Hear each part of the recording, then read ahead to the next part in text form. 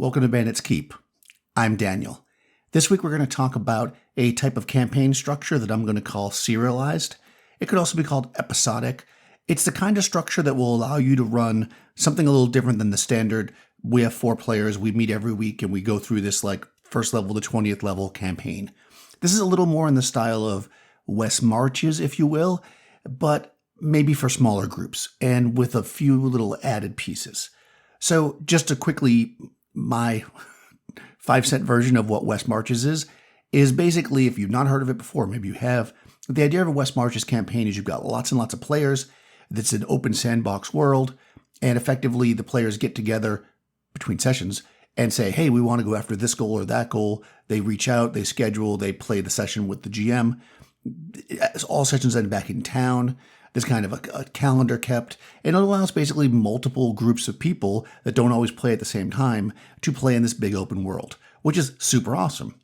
But what if you've got only 5 players, but you still have issues with scheduling or people wanting to do different things or play different styles and they enjoy different parts of the game, and you want to play a campaign because you enjoy that, doing all these different things? What can you do here? And my answer to that is basically this. It's a style of game where we can incorporate a lot of different things. Solo play, a duet play, normal, we'll call it group play, domain level play, all kinds of different aspects. Because what we're going to do here is we're going to basically keep track of a calendar, but we're going to allow for kind of the world to pass around while things are going on. So I'm going to break down exactly how this works. So hopefully it'll be less confusing than the way I just said it. And let's just get into it. Okay, actually, before I get into it, let me talk about some advantages to this. So I kind of already hinted at it a little bit, and one advantage will be that if you've got a group of players, let's say you have 5 or 6 players, maybe you've been playing for a long time and you've run regular kind of standard campaigns, but now not everybody can play every week, and it's that thing like, oh, where'd that player go? And you don't like playing that style, or you want to do these like long, deep background campaigns, but not everybody's available. This is the kind of campaign that doesn't really require that, because you're going to effectively have each character, you can look at each character as their own party, and they will join up, but they can also play separately. You can also, as a GM or DM, play solo. This is kind of where I'm starting to bring my solo campaign. I started playing the game, building the world on my own, and then I'm going to start bringing players into it. So what I can do is, instead of just saying, oh, this war happened over here or this happened over here, I could have solo sessions that actually work within the world. So if all my players aren't available, I can just play. Let's say one player is available, or they have that one player. You've probably been there. That one player has that quest that their character needs. They need this spell book. They need this magic item. They need this training. They got to see this guru. And the rest of the party goes along because that's what we do, right? But maybe that's not the thing that interests the rest of the party. So with this situation, we can actually play in a serialized format and take that one character out of the group and run them separately. We're keeping track of time so that if they go off on a 2-month journey, they're obviously not there if the rest of the group is playing. Does that mean the player can't play? No, because much like a West Marches campaign, people will, if they want, run multiple characters. What I really like about this is it gives players options. So unlike a West Marches where, in theory, the players, because there's so many of them, are coming up with goals and reaching out to the GM, hey, you said there was a volcano, 20 days journey away, we want to go there. It's more like the GM has an idea. Hey, here's a quest. Is anybody interested in this? And let's say that my character is, me as a player, I'm a warrior, right? I want to fight, I want to be on the battlefield. But this idea for this series of adventures is basically a lot of role play and court intrigue. That character, and maybe me as a player, might not be interested in that. I don't need to sit around while the other players are doing their thing. One thing that I often hear people give for advice, which I don't particularly like to do, is every session should have a little bit of combat, a little bit of social, a little bit of this, because I don't plan what's going to happen in that sense. The players do what they want. But you will get players that, let's say they love combat and there's no combat for 2 or 3 sessions. They get a little bit like, and they want to fight something. Next thing you know, they're attacking somebody. So for that player, you could do a solo session where they're going to go off and join a mercenary group and be part of some other thing, right? Or perhaps you sit down and do a war game with them and you do more a domain level because they want to do that. Maybe it doesn't even affect their character. Maybe instead of playing their character in a typical role-playing setup, you use like skirmish rules and you do a little miniatures combat with them. And that can be something that, again, affects the campaign. It's not like you're taking them out and going, well, you don't fit into this other thing, so you're not part of it. It's you're going to do your thing over here, and when you guys meet back up, you'll have stories to tell. I already kind of mentioned character-specific quests, the magic user wants a spell book or whatever. But the other advantage to this, to me, is you can get into more domain-level stuff. If you are playing any kind of an old-school game that's baked into it, right? I mean, right away, it talks about how your fighter can have a castle, and your magic user can have a tower. But oftentimes with those games, we don't necessarily play long enough, or it takes so long to get to the levels where we can do that.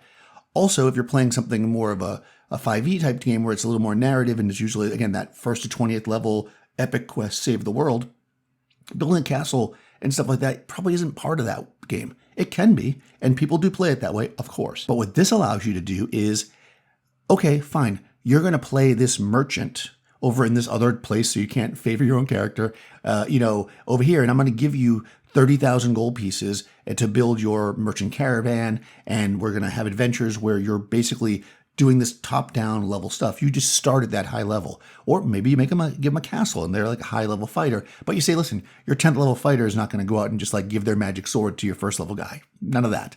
But you can do this domain level stuff right off the bat. And again, it's not for everyone. Not everybody loves domain level stuff. Some people reach that level and they're just like, no, I want to be a 10th level fighter that kicks butt. I don't want to go start a castle. So this allows you to do all this at the same time, right? And it could be done play by post. This could be done with friends you have that you play online with that aren't part of your in-person group. It could be done with all kinds of different stuff. And this is the beauty of this. The real trick to it is to keep the world calendar. Okay, so let's jump into disadvantage before I say that, because this is going to be a big one. This can be a lot of work. You got to be into it. If you want to run this kind of campaign, you have to have this kind of thought that, okay, because again, unlike West Marches, it's player driven in the fact that they do what they want, but you're going to be thinking, hey, there's these different things going on in the world, and I want to run them. Hey, what players want to play that? And putting it together. You're also going to be thinking about, again, a big calendar. You're going to need to get a book, maybe a separate calendar book, right? And keep track of where everybody is in time and space, basically. So we know that, okay, this player's off on this solo quest, but right now these players are here. They've got to either wait to catch up, right? Or they can just go without them. And again, that's why I have extra characters. Now, one final thing I'll say here, because I have played with players like this, some players don't want diversity like this. They want to join the campaign with their character that they've built, that they really want to play, and they want to follow that character each week on an adventure, building up, going through the world, building a story with that one character, with that one group, very classic D&D style. I'll say classic meaning like what you think of if you watch actual play shows or people talk about it, Stranger Things, Now, not classic as in like maybe how they played in the 70s, which I was not around for. Anyways, some players like that. So this might actually be something where now you have a player that used to play every week and now you're not seeing them as often because they're just not interested in that. So keep that in mind. Talk to your players about it. And maybe the first way to do this, if you're thinking about it, is keep your regular campaign going and then find a group online and start a play-by-post or a once-a-week thing and play some of that domain level stuff and see how you can incorporate it into your regular campaign.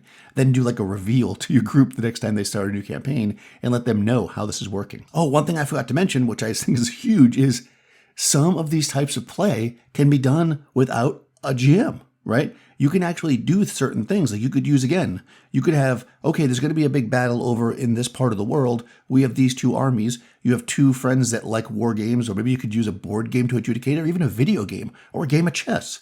Whatever they like to do, you could be like, oh, your game of chess this week is going to determine which one of these two armies win. Let me know. And then you can note that in your book. You're letting the players be part of the game in a different way than they normally would. It's not so much that they are going to play the generals, although they could. It's that what they do outside the main kind of focused four group together party does matter. All right, let's get to the meat of this. How do we even do this?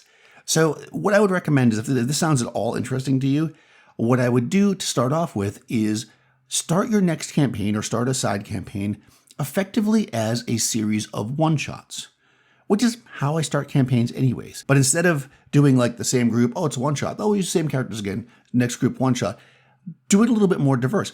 Do a series of one-shots, but have the players switch characters, play maybe different level characters. Hey, we're going to be first level characters. Oh, make third level characters.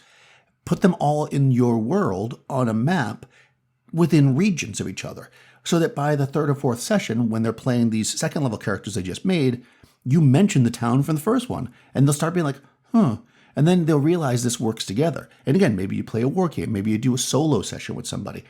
And all this stuff is just kind of in the same world. And you just kind of gradually let it mix together.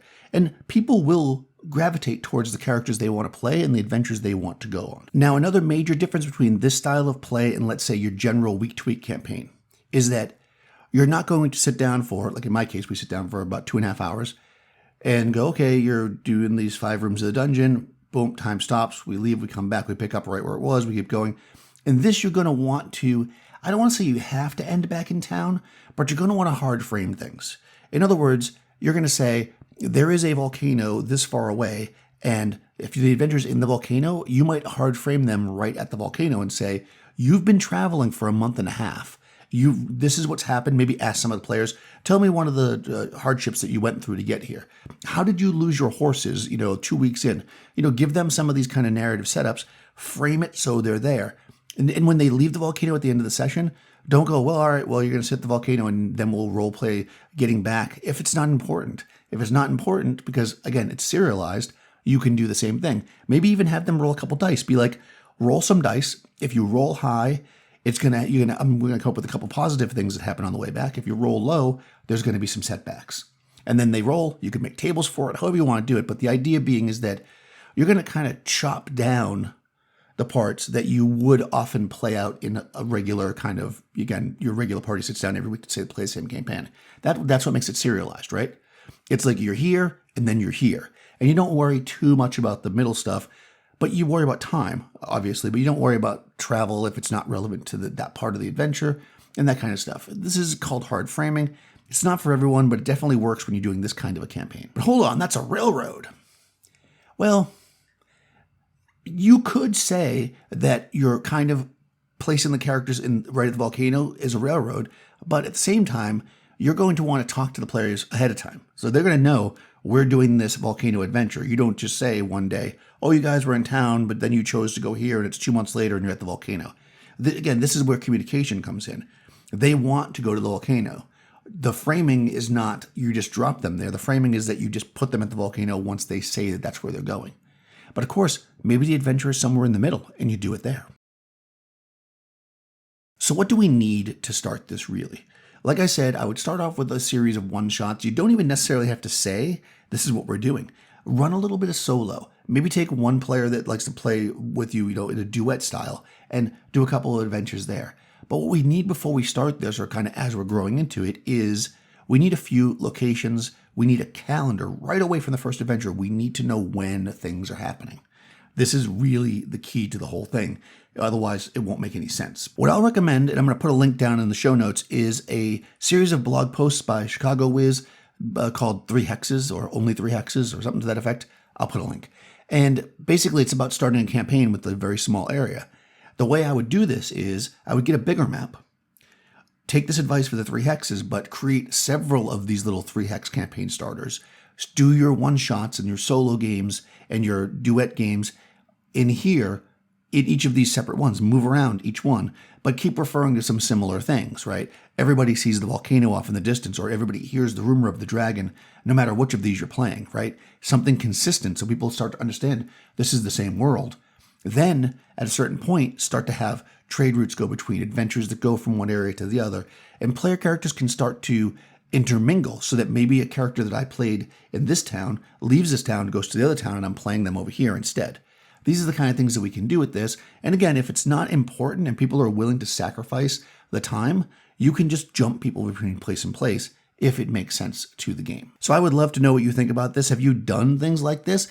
Where this really comes from in my mind is this just happens sometimes to me. I'll be playing and I'll realize, oh, these 3 one-shots work together. Oh, and I've also played this little skirmish battle over here. I wonder if I can use that as a rumor in my D&D game. Oh, I played this. And then I thought, this could all be part of the same space. And everything doesn't have to be D&D, right? You could literally be playing a campaign in 5e and a campaign in OSE, and things that happen in both of those could interact with each other, right? You could have the same group playing different systems as long as they don't, obviously get together. And if they do, you'd have to, play a third system. Pathfinder. No, I don't know. But, basically, you could have all kinds of things going on in this world. For me, I do Outdoor Survival, I do Chainmail, I do D&D. That's 3 separate games, although they do work together. And that allows me to have a really kind of diverse play experience, but still have it work to build one giant world that things can interact and builds an ongoing story, for lack of a better word. Thanks for watching. If you haven't already, please do like the video and subscribe to the channel. If you check the description below, I will put a link to that Chicago Wiz blog I mentioned. There's also a link to my Discord server. Jump over there. There's a looking for groups place. Maybe if you want to try this out, see if somebody over there wants to join. Also down there, you're going to find a link to my Patreon. If you want to support the channel that way, I appreciate it. I'll talk to you soon.